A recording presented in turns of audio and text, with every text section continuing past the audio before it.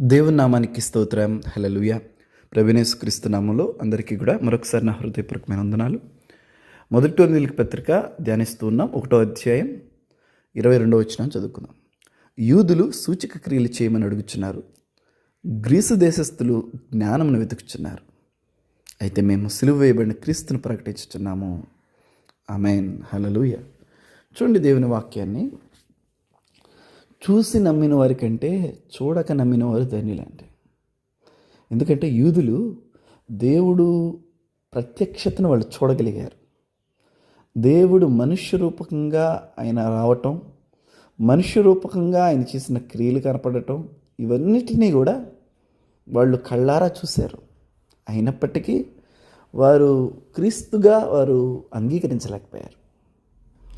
సరే, గ్రీసు దేశస్తులు అంటే గ్రీసు ప్రాంతానికి, గ్రీకు ప్రాంతం అంతటికి కూడా పరిపాలన ఉన్న ప్రాంతానికి సువార్త ప్రకటించబడతా ఉంటే వాళ్ళేమో లాజిక్లు అడుగుతారు. ఒకళ్ళకేమో సూచక్రియలు కావాలి, ఒకళ్ళకేమో లాజిక్ కావాలి కదండి. నిన్నటి దినాన్ని మనం మాట్లాడుకున్నాం కదా, జ్ఞానము రుజువులు అడుగుతుంటుంది. సో వీళ్ళకేమో కొంచెం తెలివి ఎక్కువ. ఈ తెలివిని బట్టి వాళ్ళు ఏమంటున్నారంటే, ఇది ఎలా లాజిక్, కన్యక గర్భవతి ఎలా అయింది అనే లాజిక్ వాళ్ళకి కావాలి. పుట్టుకుంటి వాడికి కాళ్ళు వస్తాయి, అదొక లాజిక్ చెప్పాలి వాళ్ళకి. ఈ రోజులో లేదా? ఈ రోజున టీవీల్లో వీటిల్లో లాజిక్లు అడిగేవాడు లేరా? అవి చేయండి, ఈ చేయండి, ఈ చేసి చూపించండి, అవి చేసి చూపించండి అని అడిగేవాళ్ళు లేరా? యూదులు సూచక్రియలు అడిగితే ఏమన్నాడు? యోనాను గురించిన సూచక్రియ తప్ప మరి ఏ సూచక్రియ నేను మీకు చేయను అసలు అన్నాడు.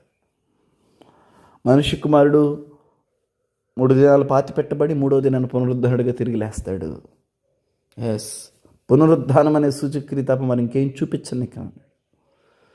మరణంను గెలిచి పునరుద్ధానుడిగా సజీవుడిగా 3వ దినాన్ని తిరిగి లేగవటం అనేది ఒక గొప్ప సూచక్రియను చూపించాడు. ఎస్, దేవునికి స్తోత్రం. హల్లెలూయా. సో అంటే మనం చూసి నమ్మటం కాదు. ఇదిగో దేవుని కార్యాల దగ్గరికి వస్తున్నాయిలే, ఏదైనా మేలుని మనకి కనపడతా ఉంటే ఆ మేలు రాబోతుంది, మంచి మనకు కనపడతా ఉంటే ఆ మంచి జరగబోతుంది.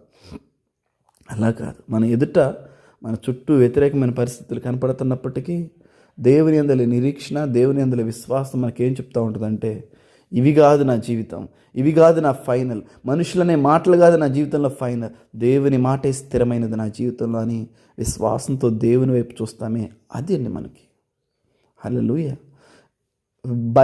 వెలి సంబంధమైన వాటిని బట్టి మనం ప్రభావితం కాము, బాహ్య సంబంధమైన వాటిని బట్టి మనం ప్రభావితం కాకుండా దేవుని మాటను బట్టి మనం ప్రభావితం అవుతూ ఉంటాం.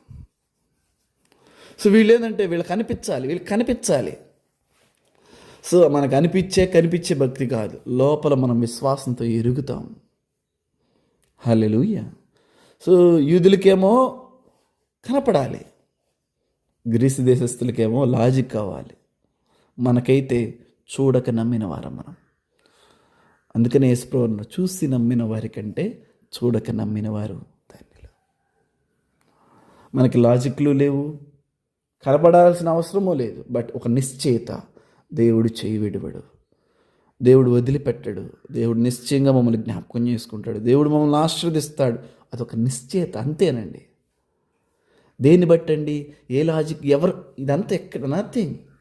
దేవుడు ఆయన ప్రజలను విడనాడాడు. హల్లెలూయా. ఇలాంటి విశ్వాసంతో మనం ఉన్నప్పుడు అండి మనం కదల్చబడం. వెట్టకలిగి సంవత్సరంలో కూడా మనం భయపడం. దేవునికి స్తోత్రం. కాపుమానము చింతనందము, ఇది క్రీస్తు యందు ఆశ్రయించిన వాడు, క్రీస్తు యందు విశ్వాసం ఉంచిన వాడు చేసే పని. మనకి లాజిక్లు అవసరంలా, కనపడాల్సిన పని లేదు. విశ్వాసంతో దూరంగా మనం చూస్తాం. ఏంటంటే ప్రభు గొప్పవాడు, ప్రభు గొప్ప కార్యాలు నా పట్ల దాచిపెట్టాడు అని. ఆమేన్. హల్లెలూయా. దేవుడి మాటలు మన వెనికిడిలో దీవించును గాక. గాడ్ బ్లెస్ యు ఆల్ అండి.